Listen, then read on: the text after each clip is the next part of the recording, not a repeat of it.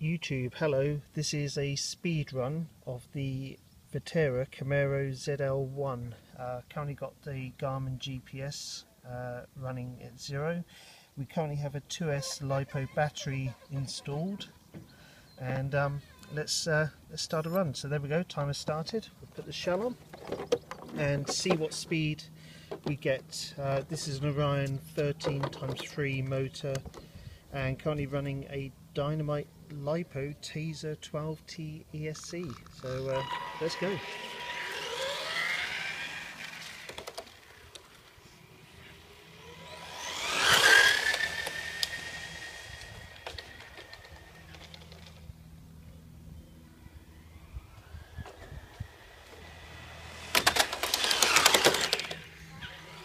Quite a bumpy road, but let's see what we got.